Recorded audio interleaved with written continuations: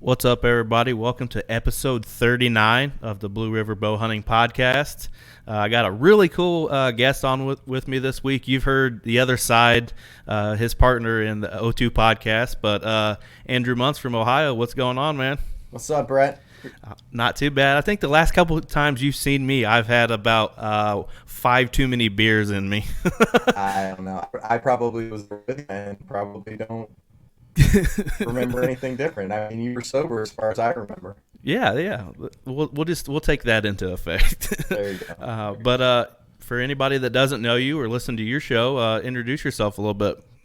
Well, like you said, Paul Campbell is my better half on the show, and we are over here in Ohio. We've got the O2 podcast, Ohio Outdoors podcast. We probably should have figured out that naming thing before we really got going, but yeah, so we're just a couple of average Joes. We were just talking about all your big bucks on the wall. I don't have any of those. I've got awards where I spent most of my last years for work and different things trying to get caught up. And now I'm trying to get into that level, that next level for hunting. But yeah, so we just run that podcast, having a blast doing it. And yeah, Paul does kind of more on the turkey side. I kind of spend more of the time on the deer side, but we then kind of dabble in each other's Cheerios here and there. So Yeah. I think I've asked him the same question, but exactly how did the O2 podcast come to be? okay, you want to keep this under an hour? You can keep going. I don't care. We can talk the whole hour on that. It's the craziest story. So Paul actually was a neighbor of mine and didn't really realize it at the time. We worked in the same building together. He stopped me one day and saw I was wearing First Light something or other. He's like, "Oh, you hunt?" And I said, "Yeah." And, well, then I noticed, I was listening to it was Sportsman's Nation back then. It's Sportsman's Empire now. But I listened to it, and they had an Ohio show. And then one day, these guys that were doing it said, "Hey, we're calling it quits. Just next step of life, whatever." So I sent Dan Johnson a message on Instagram like, "Hey, man, what are you going to do about this Ohio void?" And he said, "I don't know. You want to do it?" And I'm like, "Well, I'm not really a very good hunter. I don't know anything about audio. I've never done a podcast. My job is sales, though, so I talk to people like on a daily basis, and I really like hunting. So sure, we'll give it a shot." So I call up Paul. I said, "Paul, what do you think of this?" "Oh, yeah. Paul is a salesman at heart. So he's like, "Yeah, we can do that." And he can talk to anybody. So let's see. Dan told us, get us a couple episodes. I always tell this part of the story because it's so funny. And as I've gotten to know Dan, this is Dan to the T. But he said, one of three things is going to happen. One, you're going to be so good, I'm just going to put you right on. Two, I'm going to give you some criticism and you're going to take it like a man. Or three, I'm going to tell you, don't ever talk to me again. Now, I think there was an F word in that third one, but he always says no. So, yeah. Anywho, we sent him the episodes. Dan's like, "Nah, not bad. You should do this and this, but when do you want to start?" And all of a sudden, I was like, "Paul, this is real. Like, we have to actually record. We have to get microphones, and we have to know what we're doing, figure out how to actually edit stuff." But we figured it out, and we've stumbled along, and it's been really fun and cool, and yeah, get to meet cool people like Brett Morris. Well, I think it's cool that some of the guests you guys have had on, I mean, from, like Cuz Strickland and I can't remember the turkey hunting dude now that was incredible. For some reason, can't think of his name right off the top of my head, but you guys have just had some incredible guests on, I think, and it's really fun to listen to. Yeah, and it's so Paul, and you talk about the turkey people. He's pulling people. I've never heard of half of these people in my life. Dave Owens and Scott Ellis. Scott Ellis is who I was thinking of. Josh Carney and all these guys. And then I'm like, well, what about Tony Peterson and Parker McDonald and some of these other guys? Mark Kenyon. Okay, let's get them on. So that's how it works really well. Is that Paul's turkey side. And obviously there's other game species, but those are kind of the big ones. He brings that aspect in. I try to bring the interest in on the deer, and it does tend to come together pretty well. I think what I like most about your show, and I'm not even from Ohio, is before you get into your guests speaking and all in your interviews, you go through the Ohio stuff. You say, hey, this is your drawled hunts, or you need to sign up by such and such date. Squirrel season's in or whatever. You go through the Ohio stuff, which would be freaking. I wish I had somebody in Indiana that did that. I mean, I could probably start doing that, but I'm more on the bow hunting side of things, or just deer hunting in general. But having that little aspect, and you guys have had a bunch of Ohio DNR and stuff like that on. I think that's awesome, man. Yeah, and I'm Ohio born, raised, college, everything. So, and I don't have anything against you Hoosiers. You guys are good. It's the state up north that I don't really care for. But we try to keep news and stuff that's going on, because I mean, it's a fast paced world and you can miss stuff. We miss stuff, but you don't want to wake up on August 1st and realize that you forgot to sign up for your controlled hunt lotteries, and miss that opportunity. That's just one example, and there's a lot of other things. And when it's relevant, we always say we're kind of like Ohio based but nationally relevant. So like we try to get topics that are really Ohio focused, but really they cross borders too. Yeah. Especially if anybody wants to come over and hunt from other states or anything like that. We try to give you a little bit of that here and there, and not bore you too much with what we're doing. But then again, sometimes Paul's got some really good stories that just come out and give you a little laugh. So what about, I don't know if you're able to talk about that sort of thing, but what about like your partners through the podcast? Can you talk about who you're kind of partnered up with? Yeah, so Go Wild. We got good connections with the guys down there at Go Wild. They've been very supportive of us, and we went down there at the Send It Slam. That was good. We work with Tethered, the saddle hunting company, and then do a little bit of stuff with First Light. So we're still working on some of that kind of stuff as we go along. But Paul and I, that wasn't ever really the point of the whole thing. Right. It was just kind of have fun meeting new people and seeing what we can get into. It's kind of just been a steamroller though, as far as that ball is rolling very, very quickly. Oh yeah, that's still pretty cool though. So you said you're from Ohio, born and raised. Talk about hunting Ohio, like what it means to you, maybe some traditions that you have, and like the terrain features and that sort of thing when it comes to deer hunting. To be honest with you, the biggest tradition I have is going to Pennsylvania. So, I mean, that's not Ohio, right? Right. I was not raised in a hunting family. My family had nothing against it, very conservative and all that kind of stuff. My parents owned a restaurant, and Dad, he was like, I'm going to get my food from the store and everything else, that's what his deal was. So, let's see. I was always like the outdoors, did Boy Scouts and stuff, and a little bit in high school or in, when I'm in elementary school. But it wasn't until I got out of college or out of high school that I was really like, okay, I'm going to take this next step. Go out and get a gun. Go out and get a bow. Get some camo. All this kind of stuff. And for me, it's evolved over the years. And I think the hunting industry in general, I hear people talk about it all the time, but the old TV shows and stuff, it was some guy sitting on the edge of a bean field in a box blind and basically had the deer walked out in front of him. Yeah. Nowadays, you got these guys going public land and climbing and moving and grooving, and like it's a totally different atmosphere. And I think that's reignited me a little bit, because for a long time I didn't have land. It was, I'd get out wherever I could. Honestly, Brett, I went 6 years before I got my first deer. And I am not a patient person, so that was a challenge. And it really, what helped me there was I ended up on a farm down in Circleville. It's about 200 acres. It's a long story, but I was able to utilize, I lived there through college, and then I had the ability to hunt the property.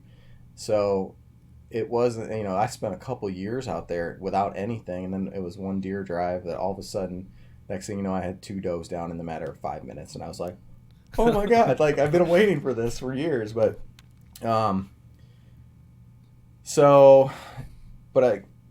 my biggest memories go back to one of my buddies from high school whose family was always very into hunting, and they have a cabin over in Pennsylvania in the Alleghenies, and that's where to me, that's deer camp, right? That's where a lot of the memories are made, because it's always been public land out there. It's a challenge, man. Those big woods are big, and they've got their antler restrictions, stuff we don't have in Ohio. For a long time, before I was smart enough to get doe tags out over there, it was you only got to shoot at a buck, and it had to have 3 points on one side. And man, I I can't tell you how many years I went over there without seeing a deer that was legal. Mm-hmm. But that's a lot of fun, and that hunting part of that's one aspect. Right. When you get to camp, it's the rest. It's the camaraderie. It's the boys. It's all that kind of stuff. So absolutely, yeah. I've kind of been interested in the Pennsylvania thing, with doing this podcast and meeting people all over the place. Actually, I came to Ohio last year, the first week of November. With my best friend Ryan, and we went out there on some public land, and where we stayed camp wise, our neighbors next to us were from Pennsylvania. And it's cool meeting new people from everywhere. I don't think I really know too many people from Pennsylvania or that area, so when we got to talking to them, it was really cool. And then you kind of notice, just like anybody else that you meet that's in the same world as you, they take it serious just like us, and they were big time hunters. And I ended up shooting a buck, and the guys from Pennsylvania, the dad killed one the same night I did.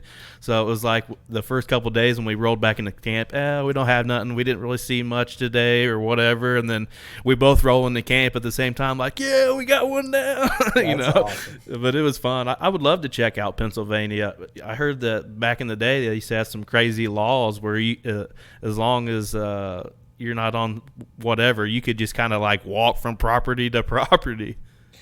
Yeah, I don't know enough about that. The guys that I go up there with, they've had the cabin. They built it in, I think it was the late 70s, early 80s. But you can see on their wall. It's amazing what antler I kind of hate to say this, but what antler restrictions can do for the size of deer. Right. Because it is a beautiful picture. It's they go start with these little nubs. I mean, they would mount everything they shot, button bucks, spikes, everything. And it's these little ones, and then, honest to God, like, it basically climbs all the way up as the years go on, gets bigger and bigger, the deer. And so now they've got some nice deer. I mean, they're nice deer in Ohio to me. I mean, there's that whole movement of, shoot what you want or whatever, and right. hunt your hunt. But they're nice deer, man. They're like fully mountable, and so it's really cool though to see that evolution over the years. Pennsylvania though, man, those woods. I don't know about where you're at in Indiana. I think of Indiana, I just think of ag. Pretty I think much. of Western Ohio, which is heavy ag, and it is not like that over there, man. It's mind-boggling. It's when you look at the map and you're trying to figure out where to go, it's exhausting. And of course, people are like, "Oh, find a funnel, find a saddle." It sounds really simple, but it's not. Like, right. You did a lot of wandering, so. Yeah. What about there in Ohio? Public versus private type of thing. What exactly are you hunting most of the time?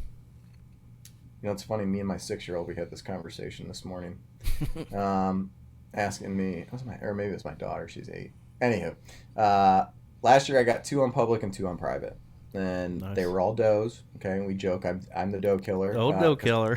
I don't care. I mean, it'd be nice to have the antlers, but that's our food source, right? That's our first and foremost. Is if I can get 4 a year, that feeds us at this point. So. Mm-hmm. But in Ohio, let's see, I got 1 on public in Ohio, I got 1 on public in Pennsylvania. So I hunt really small properties. I don't have access to a lot of large properties, but what I've got are little ones that are surrounded by very nice areas. I got to catch them cutting through. I mean, it is what it is, but it tends to work enough to get them down to put them in the freezer, right? So I mean, you hit it right on the head. That's exactly what I do here. I think the biggest piece that I'm able to hunt here in Indiana privately is like 43 acres. Rest of pieces are 15, 18, 20, 30, somewhere right around all into that.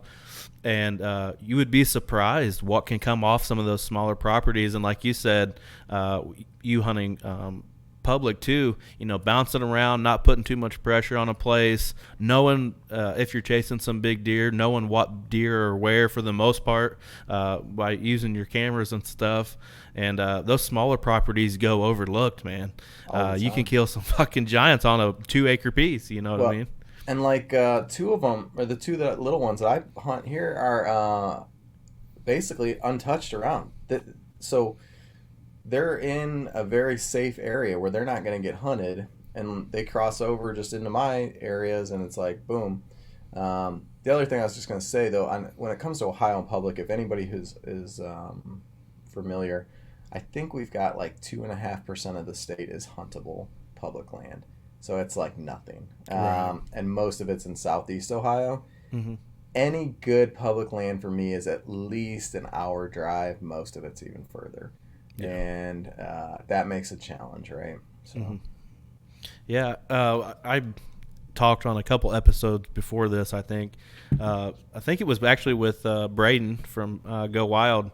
We were kind of going back and forth, and I told him one of my biggest goals for this year was to shoot a deer on public land, that I had never done that. And me and the neighbor were talking last night, and he's like, dude, why'd you tell him that? You killed a buck in Ohio last year on public land. I'm like, damn, I forgot all about that. But it did mean a lot to me. Is it my biggest deer? Absolutely not. It's probably one of the smaller bucks that I've ever shot, but definitely the hardest earned buck for sure. And I was there to make memories. I mean, I was having fun with my buddy. I had shot a deer here on October 27th, so I already had my buck tag was already punched here in Indiana. So it was like we already had the week off. We were like, hey, let's go over to Ohio for a week and just rough it. We brought a enclosed trailer to sleep in. I mean, we really roughed it, but it was fun. But I had a lot of fun over there in Ohio, but I didn't realize how hard the public got hit by out-of-staters during that week that I was there. I mean, we had trucks from every which way. Yep. Taking the deer in public, it's just another stepping stone, right? There are those people that they go out for their first time, right, and catch some booner walking through, and it's like, right. To hell with you. I spent 6 years without barely seeing a deer. But you got, I mean, to me, I'm with you, man. I think last year was the first one I took on public. And you got to take that baby step. So now this year it's like, all right, let's go find a buck on public or take two, whatever. So right. What about Ohio's deer herd or deer population? Is it very healthy? So we just had that episode a couple weeks ago. We talk. We got a pretty good relationship with the guys over at ODNR, but we got a lot of deer, man. That's we got a lot of deer. This is how, I guess, how I interpreted it, but one of the ways they measure is by the antler diameter at the base of 1.5-year-old bucks. Mm-hmm. And the bigger that those antlers are, this is all part of the science that they use. The bigger they are, that means the lower the deer herd numbers are, meaning that they're getting more food and nutrients so that those antlers are getting bigger. Mm-hmm. Currently, those antlers are about as small as they've ever had them. So that tells you that either they don't have enough food, there's too many deer, don't have enough habitat, probably could be some of all three. But I think the bottom line is that we got a lot of deer. And they always, every time we talk to them, it's like, please take more does. Try to take more, anything. Take the deer because we need them to get down. The other thing, probably like Indiana, but a lot of our municipalities that around the major metropolitan areas, they have monsters in there, and they are overrun by deer. But of course, I was like, Worthington is a town on the northern side of Columbus, and I looked up one time. I'll have to send you those pictures. Holy crap! Some of the biggest deer I've ever seen in my life standing behind a dumpster in Worthington. It's like 6 or 7 bucks, man. They're huge, and drop tines and garbage everywhere. Oh wow! So I got on their website to look up, who can I contact? And maybe I'll be able to find some way. Just let me bow hunt, right? Let me Right. take one of those, right? I stumbled upon a brochure of how to cohabitate with deer. And I was like, okay, this is the battle we're fighting here. So, but the funny part is, after we talked to Mike Tonkovich, who's one of the ODNR biologists, he was like, actually, I've been working with Worthington because they've got a deer problem. I'm like, I know, I can help them. Do they have any kind of like urban deer seasons or anything like that? No, you'll find some of the cities do, but that just gets political. And like there was one Gahanna, they had a police chief in there. He had a beautiful program, kept the numbers under control. When he retired, the new guy came in and said, "We don't need this program anymore." Well, guess who has a deer problem again? Like, and they won't reinstate it. So who knows? That's I one get it. You thing. got to be safe and all that kind of stuff, but Right. no. We have an urban deer season here in Indiana, and it's a lot of inner city type of thing, and it's a earn a buck.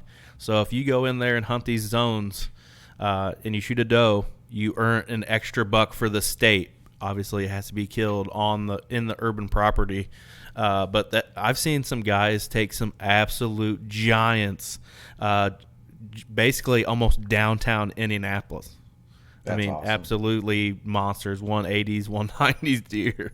That's crazy. That's crazy. I don't think they're allowed to gun hunt there, obviously. I mean, that wouldn't be a safe thing to do, but some of these funnels off of like I-70 and stuff like that, they consider them urban zones, and it actually comes in like the first weekend in August or second weekend or September. I mean, so it's kind of like you almost be able to catch a couple in velvet and have a buck down in velvet before the state officially opens deer season. That's awesome. Yeah, we have one area. It's our what are they? It's a CWD area, right? Mm-hmm. So they had a couple positive cases. I think last year they had 9. The year before they had 2 or 3. But they've been working to. I mean, they'll bring in sharpshooters or whatever and take out lots of deer to try to reduce that herd. But I know some of that area still has a lot of deer in there. That was part of what we talked about on that show a couple weeks ago. But yeah, we have a lot of deer. And I know everybody wants to have the big antlers hang on their walls, but I mean the fields and stuff you go past, there's a lot of deer out there. Oh yeah. What about drawed hunts when it comes to Ohio? Is there like state park hunts and stuff like that you can put in for? Yeah, and I wish I had more details on them. I just go down and I check all the boxes and then hopefully get Right. an email, right? But yeah, we do a bunch of. I think they got waterfowl, they got deer. I know they got turkey because I won one of those last year. Nice. Controlled hunt type of a situation. They got mentored hunts, veterans hunts. I would imagine those are available for non-residents, but I'm not 100% sure, so don't hold me to that. But yeah, they do quite a few of them, so all over the state. That's awesome. I was fortunate enough to be able to put in for those for Indiana over the last few years, and I got drawed for a state park hunt, which is almost downtown Indianapolis. Damn it, Benjamin State Forest or whatever it is, state park, Fort Bend State Park, and I got drawed for there, and we saw deer all day long, and it's the type of thing where it's a reduction hunt, so they want you to shoot everything. You know, you're able to shoot another buck that doesn't go against your state tags, and I shot the first doe, walked in there, and I had a blast doing it, man. Right. It's I don't know. Have you ever talked to Taylor Chamberlain or listened to him talk about hunting DC? Uh-uh. All right, so we had him. We haven't had him on the show, but we were talking to him one day, and he had. I think the scientific idea they're looking for about 10 or 20 deer per square mile. That's like a good ecosystem level. They don't have an actual number, but they estimate that in Washington D.C. they have 420 deer per square mile. Wow. Yeah, 10 to 20 or whatever I said, and then 420. So, he literally has a right to kill white-tailed deer, 24/7, 365 in Washington D.C. I mean, that's like part of his job. He is obligated to take them out. So I asked him one time. I mean, it's gross, but it's like, dude, do you shoot them in like May, and then when you gut them, is there like a newborn baby in there? He's like, yes, that happens. Yeah. But I mean, it's like you got to balance that out, because if you've got 420 deer per square mile versus what you should, I mean, that's so many, 400 times more or whatever. Like, that's when you start seeing like the graze lines from them, where they eat everything from here to a certain level to, where they can barely reach the trees. You know what I mean? And then they run out of food, and then they're starving. I mean, that's the idea of an ecosystem and balancing, and the hunters, and why you have predators and prey and all that kind of stuff. So, anyways, that's a whole nother topic. So absolutely. One of the main reasons I wanted to have you on, I've had other people come on and talk about saddle hunting, but I knew that you have been pretty passionate about it ever since you started doing it. So I just kind of wanted to run through a few questions on your saddle setup and how you go about doing everything. Obviously, you probably run a tethered saddle, right? Yeah. Which one do you have? So I've run the Phantom in the past. Mm-hmm. Don't tell my wife. I just picked up the Phantom Elite. It's really sweet. Did I need it? No, but it was my birthday, and I decided that it was a good idea. There you go. It might have been when we were down at Louisville, and I might have had too many beers. But anywho, I've run the Phantom saddle, or Phantom has been the saddle, super comfortable. I was very hesitant to jump into that world because it seemed overwhelming. It's like you have to have a tree tether and alignment belt and a bridge and a saddle and knee pads and haulers and things to hang and a rope and sticks and platform. I mean, there's just so much stuff. It felt like, and I poked around on the tethered website for a long time, just like, well, if I build this or build that, and then I was like, maybe I'll build my own kit. And then I'm one of these people, it's like, no, I'm not smart enough. I'll get the wrong rope or the wrong something or other, so I'm just going to go with the kit. I bit the bullet, jumped in, and man, it was awesome. So, how did your first season go as far as saddle hunting? Was it a struggle at first, or was it something you adapted to pretty quickly and it just started becoming pretty natural? It was natural, or it became natural. Mm-hmm. It's no different to me than tree stand hunting, where the first time you go out, you're going to forget something. Mm-hmm. You're going to make noise. You're going to bang something that you shouldn't have. You're going to move too much, whatever.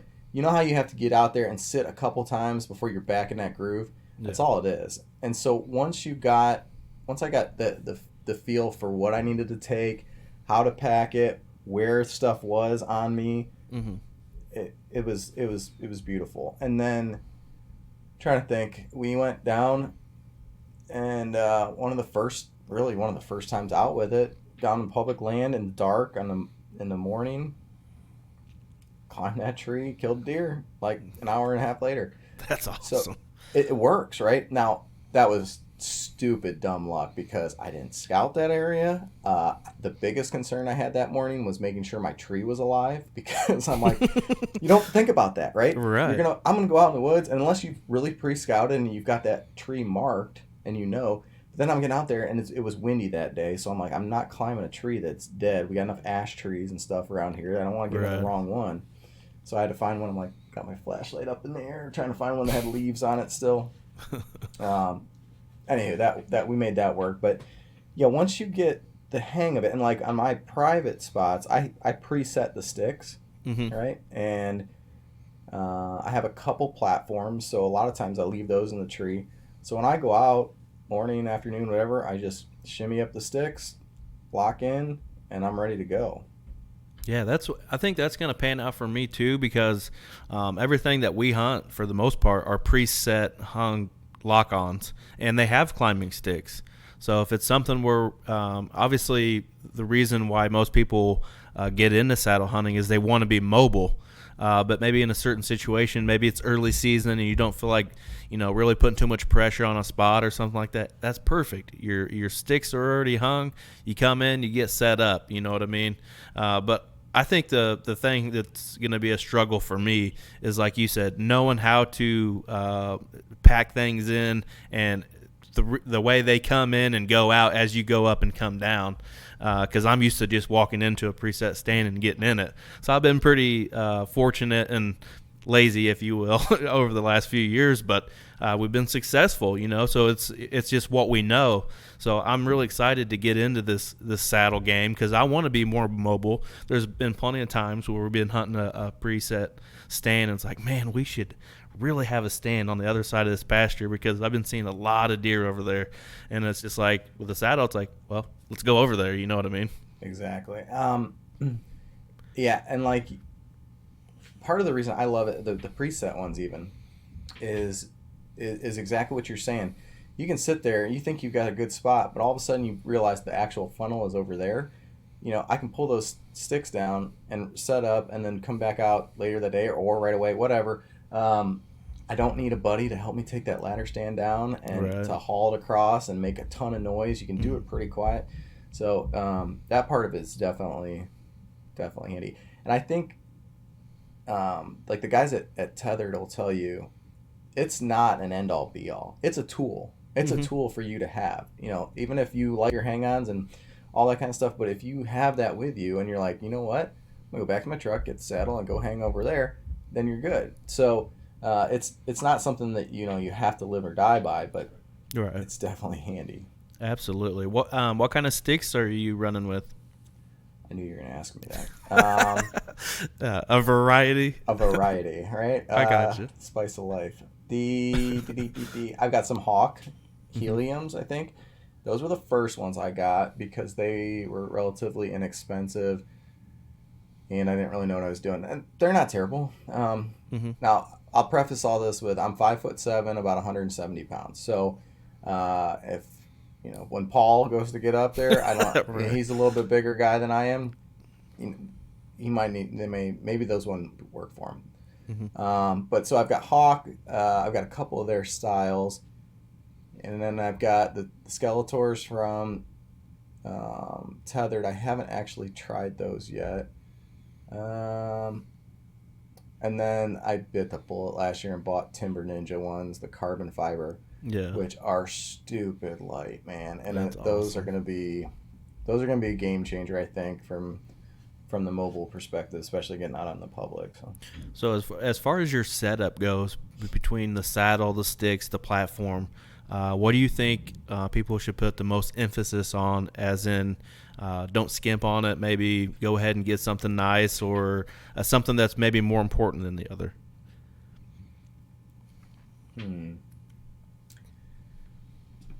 I think the saddle. I mean, you're gonna get a saddle. So, and there's other brands out there. I'm a fan of Tethered, but there are other brands out there. I imagine they're all gonna give you the same butt hammock type of feel. I don't know that there's anything that you need to like go over and above on. I think there's little things that you want to have just to make sure. Obviously, everything has to be safe, so you're gonna make sure you get the right ropes and all that kind of stuff. Right. There's little things though. Knee pads for me must, okay, because your knees are up against those trees. There's a back strap that they have. I don't know what they call it. I was gonna look it up, but basically it's an extra strap that hooks in and it gives you back support. And if you're gonna be sitting there all day, it's a game changer because you're like, you need that extra back support. So that's one that I would tell you that you need to have. And then generally everything comes with a prusik knot, which is like kind of your slip knot to help you, make the ropes tighter and looser and all that kind of stuff. They have a mechanical version called the Ropeman Ascender. And I mean, it's a little tiny piece of whatever, but that I think is a big help because it allows you to move the knot with just one hand instead of two. And, there's times where you're like holding on and you need to be able to do it with just one hand and you don't have both hands accessible. So those are pretty important. Honestly, like the platform to me, you don't need much of a platform. There's guys I've seen that do it with just on a branch, and Yeah. you could do that. So that's not to me anything big. The stick wise, you got to be, if you're going to go public and you're going to be mobile, you, you want to get something that's relatively quiet. Now you can cover everything with like hockey tape or something like Right. that. And I've done that to a certain degree, but um, I think one of the good, when it comes to the sticks, you can either get them with the two, right? So like the two step or the Hmm. three step. Yeah. I think a lot of guys go with the two step with an aider. So an aider was a new term to me. And are you familiar with what that is? Yes, absolutely. Actually, all of the stuff that I've ordered came in today. It was like a kid on Christmas when I came home today. I ordered a kit like you were talking about from Trophy Line. It's the Covert Light is what I went with. Came with the lineman's belt.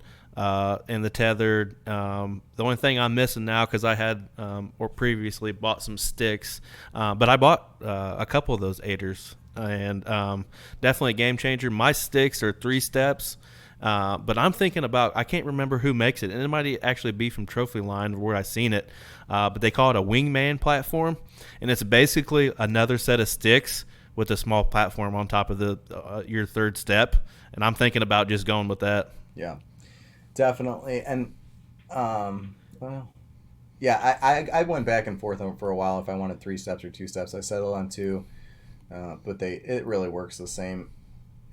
Given those aiders, you can do it with 1 or you can get a bunch. That Mhm. just gives you that extra leg up, right? So Yeah.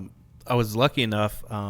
Adam Miller from the Bowhunter Chronicles podcast sent me like 3 saddles just to try out to get used to, and that's kind of what I went off of what I liked. Like I got a little more junk in the trunk than most guys, so I went with like the double pane and that sort of thing, because the one that he let me use, I think it was a Latitude that I was using, but it was a smaller back support, and I kind of felt like I just needed more up my back compared to right at the like my underwear line. You know what I mean? yeah. Oh, and I mean, you can get on these forums. I went into that rabbit hole for a second, but I Me mean, too. the saddle hunting stuff is it's a total like DIY, and everybody's got a fix and different things like that. Yeah, So get creative with it. I mean, I've got weird little twisty ties that I stick in I there. know So I've what you're got, talking about. I've got stuff to hold on and different clamps, and um, yeah, it's you can It's do kind of like a lot of anything things. when it comes to hunting. Everybody has their own twist to things, and things they may do different than somebody else. And I feel like the only way that you're going to know how you like to do it is just repetition. You're going to have to get out there and try it. You can't be like, never been out in the woods and been in a saddle before and be like, I like it to do it this way, because you have no idea. You've never done it before. Yeah, practice, man, practice. You got to get out there and practice, and it's getting the sticks, getting used to that, working around branches. Start low. Hell, dude, I have a side by side, and I'll just hook the tree tether up to the roll bar or whatever, Mm-hmm. and then I'll just sit there and hang back and shoot my bow, right? So I'm not actually climbing up in the tree, but I'm still getting that feel for what it feels like to be leaning back, to Mm-hmm. twist around. To me, shooting out of that, it's the most stable I've ever been, and you've got 360 degrees of shot basically. So, but yeah, when it comes to climbing the tree and getting comfortable with that stuff, it's just practice. Yeah. How do you think it's helped you saddle hunting? How do you think it's helped you as a hunter or become a better hunter? Um, well, I took more deer last year than I've ever had, so that was a pretty good indicator. It's allowing me to, when you go out and you set a tree stand in August, and then you're like basically married to that spot for the year. Mm-hmm. Even though you might see something really good, you know, scouting or walking through the woods, you might see something else. You're like, I'm not going to move that tree now or that stand now because it's set. Even though you probably could get away with it. It's just having the ability to keep moving and adapting. And I think that as I've become better at scouting and better at realizing the patterns and stuff like that, it's given me the ability to take advantage of that. Speaking of scouting, what exactly do you do to scout? You put more emphasis on summer scouting, or is it something that you do just as the year goes on, and you rolling with like some? How many trail cameras you got out there? I've got 2 hanging right now, and I've got 3 sitting in my barn that ready to be deployed. Nice. So I like to have about 1 on a property just to see what's coming through, and trying to think as far as would you ask me how do I scout or Yeah, just like you put more emphasis on summer, oh yeah, or yeah, yeah. To be honest with you, it's late winter. It's almost like pre-shed hunting, and yeah, I'm a novice, man. So to me, it's like, oh, there's snow, and there's a lot of tracks in the snow, or there's like a lot of piss and shit in the snow. Like they're here, so that's the kind of thing to me that takes advantage. The other thing is, like, I'll hunt almost right up to the end of the year. We get up into that first weekend in February mm-hmm. that we can hunt. So I have no problem being out there in January as long as I'm staying warm and everything's taken care of at home. But like, I know that they move and change and stuff throughout the year. I really like that late winter time when it comes to scouting. I just try to drop pins and different things and Right. all that. I feel like a lot of people put emphasis on having cameras out year round and that sort of thing. I feel like it can almost be misleading, like your summer pictures. It's like, oh man, I got these big bucks on camera here, and it's like, yeah, well, that's going to change come about September, mid-September. All that's going to get flipped on its head, and you may have none of those bucks on your property. I feel like I have in the past put too much emphasis on summer scouting, and to be honest with you, I have like 1 camera out right now. I haven't really dove into that yet. I think comes about the end of August, I'll really put those cameras out and really hit it hard to see what's out and about. But I've kind of learned my lesson because I get myself so worked up on some of the bucks that I have all summer long, and then when they turn hardhorn, they're just gone, and I never see them again. Cameras are like a blessing and a curse, right? Especially the cell cams. And for me, I mean, there's mornings where I'm getting ready and all of a sudden my phone's going off and I'm like, oh shit, I got 2 nice ones right underneath the stand I'm headed to. Then I'm like freaking out because I'm like, do I go in there? Do I not go in there? Do I go in there? Do I not go in there? Or I'll be sitting in the stand and I'll get a ding and oh, the other property, there's like, a bunch of them in front of me. But that's you talk about that summer scouting. Isn't that interesting? I think I love going and glassing a bean field right now. Oh, absolutely. They stand out. They're vibrant. There's very clear where they're at and all that kind of stuff. I think it's more to get us excited, right? For sure. And that's what it should be. It shouldn't be like, oh, there's a monster in this field and he's going to be there. And I mean, yes, maybe you will. But if you look, I always think it's amazing. I'll pull up my Onyx or whatever, and they say a deer's core range is like 8-mile diameter or whatever. And I look at it, I'm like, so that means he could be on the other side of Kroger, which to me seems like it's forever away. But as far as the Kroger flies, it's 4 miles that way or whatever. And it's like, right. He could be anywhere, like he might. Right. I just happened to see him in that bean field that night. But it's a fun game, right, to play. And definitely, it's a chess match for sure. It's funny, kind of going like what you said with having cell cams. This deer here on the the second one directly behind me, I had cell cam and it went off, and I was bound determined I was going there the next morning. Well, I got up to go hunting, and a buddy of mine that hunts another property that's butts up to a property I can hunt, he said, hey, I'm just going to let you know there was that absolute giant standing in the field where you park your truck. And I thought, this text was like 2 hours ago. Yeah, I think I'll go there. I'll go there instead. My ass didn't hardly hit the seat. Sun came up. I shot him in the first 5 minutes of daylight. And I was like, oh, my God. Can you imagine if I never would have got that text message or wouldn't have known or anything, and I would have went to the other spot? I wouldn't have him on my wall right now. That's crazy. That's awesome. What about goals for your 2022 season? What kind of goals you got? Step 1 is I need to chill out. Okay? So I put a lot of pressure on myself every year. That's probably half the reason I only shoot does is because I get like, oh my God, this might be my only chance. I better shoot this deer to fill the freezer, right? Mm-hmm. And part of that comes from that 6-year span or whatever it was where I didn't get deer. I mean, there was probably a couple years in there where I feel like I didn't see any. And who knows what the hell I was doing wrong, or just picked the wrong days, or I had nothing to go from, right? I was trying to figure this all out on my own. Anywho, so I need to chill out. That's got to be step one, which is that's more of a life goal. But Right. I need to shoot a buck in Ohio. That would be really good. I want to fill my freezer again for the family. Mhm. I'm gonna go over to Pennsylvania again and enjoy it. I want to enjoy it. I don't want the pressure. I want to go out and have fun and see what we can come up with. Be happy for whoever gets whatever. I think I'm gonna go up to Michigan actually, which this will Nice. be a first. Never been up there. I really don't like to go to Michigan for much of anything, but it's way up there, so we'll give that Like a UP shot. way up there, or not Um, quite that far. I never pay attention to geography, but it's like Drummond Island or something, so it's way up there. I guess it's pretty close to the Canadian border. We'll see. Gotcha. But yeah, man, it's I actually I think I'm gonna have to have knee surgery. I had one knee scoped on last December, so I gotta get the other one now. Of course, and when you get old, you break down. Yeah, I heard you say that on your podcast. And I was thinking, shit, that's a terrible timing for that.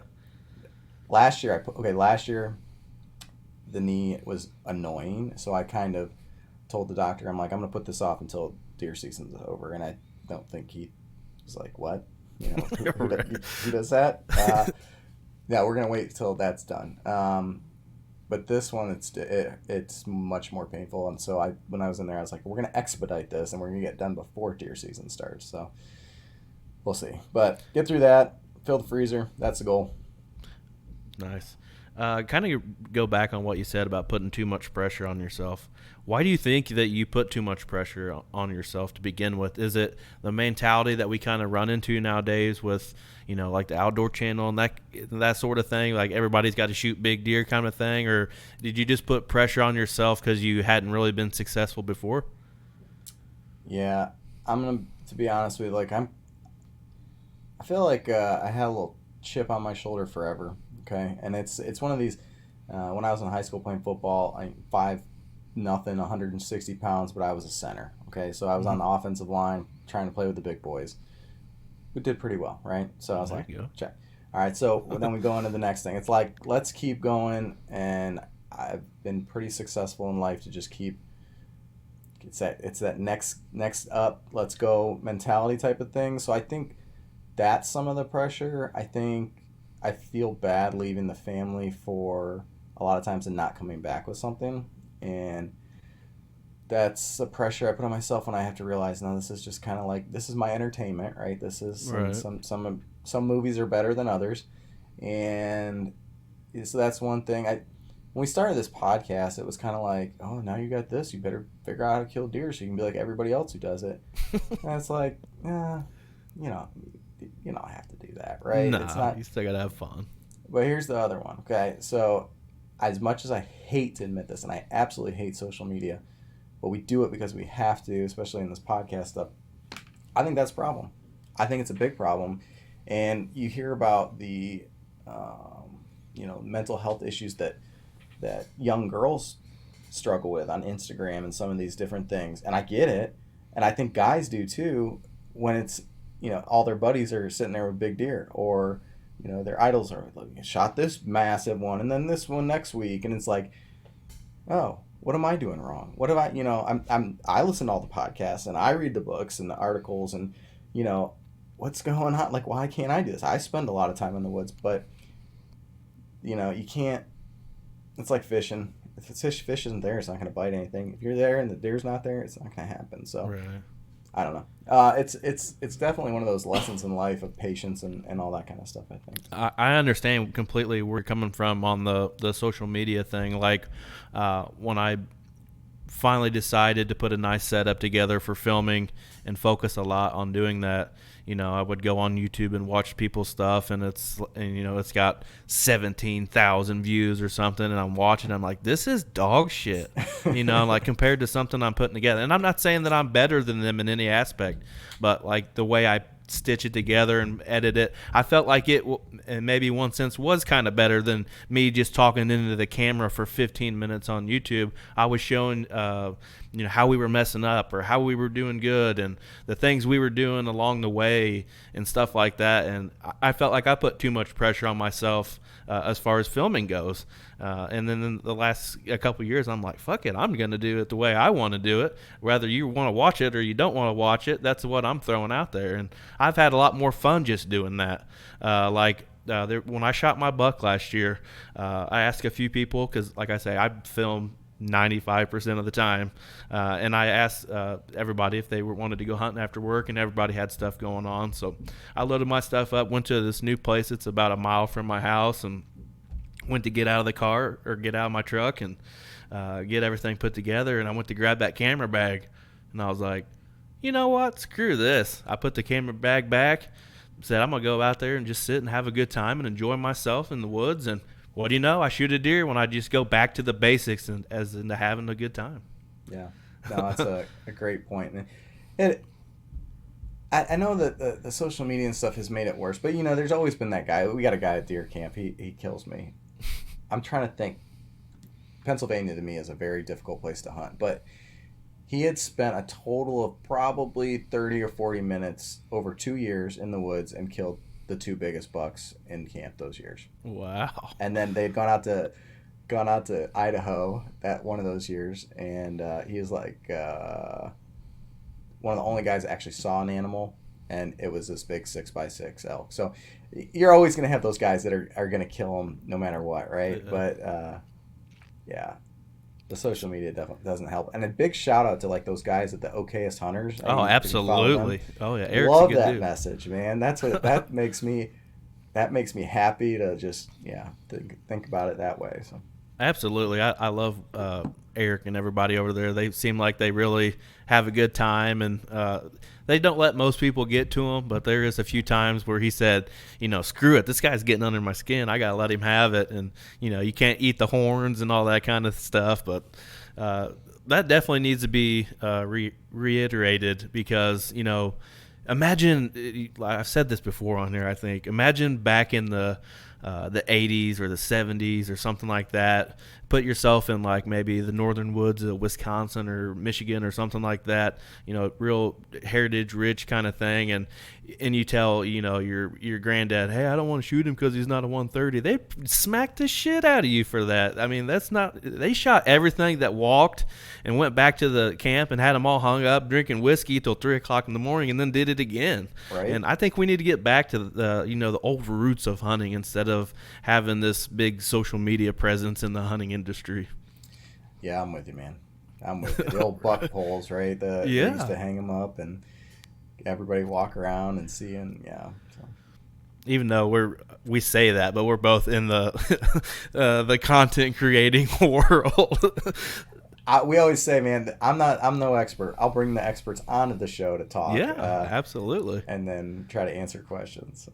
Yeah, you guys do a good job. Thanks. I like my show. I kind of like. I don't know if this makes sense to you or not. I like having the regular guy on, and talk about how they do it and stuff like that. And, when you do so many of those episodes, you start to learn the way everybody does things, and you may put 2 and 2 together on such and such. But I love having the regular dude come on and tell the story. That's a story. I'm not going to mention any names, but I had a guy on here one time that has a bigger podcast, and he went into this big spiel after we stop hitting record, telling me how I should find my niche and really focus in on getting a lot of information out there, which I try to get information out there through each episode. But I just want the person on the other side of the screen for me to tell their story and me go along with it, maybe share some stuff of my own as well. But it's so fun doing these shows, man. I have an absolute blast doing this. Right. Yeah. No, it's good. But it's been super fun getting to meet you and Paul. I came over to your guys' live show with Dustin Huff, which that was incredible. The way you guys put that whole thing together, that was really awesome. You guys just had like the little campfire out there. He's sitting there playing guitar. You guys interview him. He plays a couple more songs. I thought that whole thing was freaking badass, man. Hey, man, that's Paul. Okay, that is Paul the promoter is what I've deemed him. But real quick, he had, I don't know if I told you this story. We did the one with Alan Carl, which had been a couple months ago. same type of thing, country music, and at this local brewery. And but he had called me the one day. It was like a Tuesday. Hey, this is what I want to do. I want to have Alan Carl. We're gonna go to Granville Brewing and have a live show. I'm like, okay, so like, where in the month of July did you want to do this? And this is back in like April. He's like, no, I want to do it on Thursday. I'm like, what?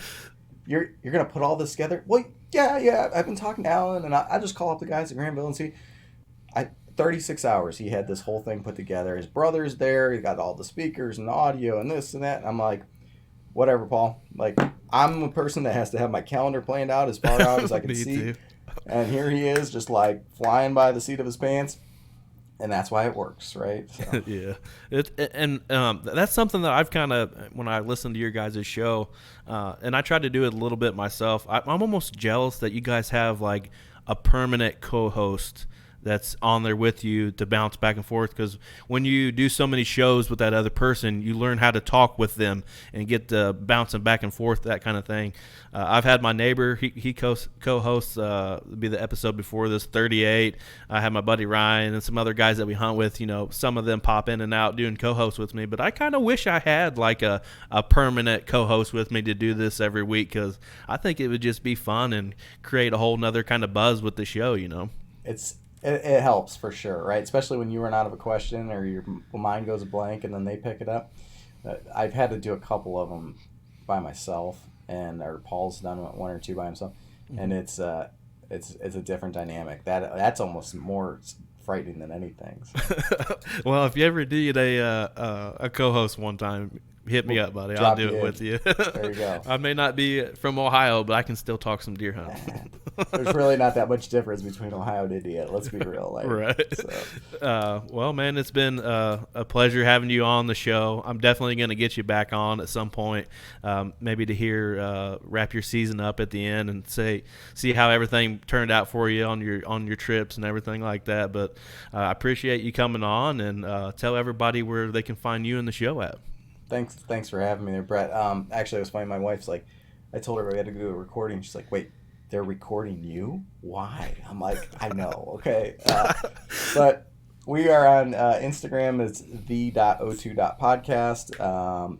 Go Wild. It's O2 Podcast. Oh, Paul does our Twitter. It's at Ohio Hunt, but I don't think he gets on there a whole lot, so I wouldn't stick to that one. But we have a website. It is the o2podcast.com. So that's awesome. What kind of guests you got lined up here coming up? Let's see. We have our little series going with Dr. Ashby right now. Mm-hmm. So we've got 2 or 3 more shows out of that. Working on Doug Duran. Working on some camera guys. Local retailers around here. As soon as First Light has all their stuff dropped, we'll have one of their guys on, try to get one of the tethered guys on. Then we're going to really turn up the deer content. So that's awesome. Looking forward to the Doug Duran talk, because he's big on conservation, mm-hmm. that kind of stuff. And I'm not sure where that one's going to go, but I'm very interested to see how that all pans out. So that's awesome. Well, everybody that's listening on Apple or Spotify, and anybody watching on the YouTube, go check out the O2 Podcast. You'll really like it. But also check us out, on Blue River Bow Hunting on Facebook, Instagram, Twitter, Go Wild. Just about anywhere you can find some social media, we got something out there. You can find me personally on LinkedIn.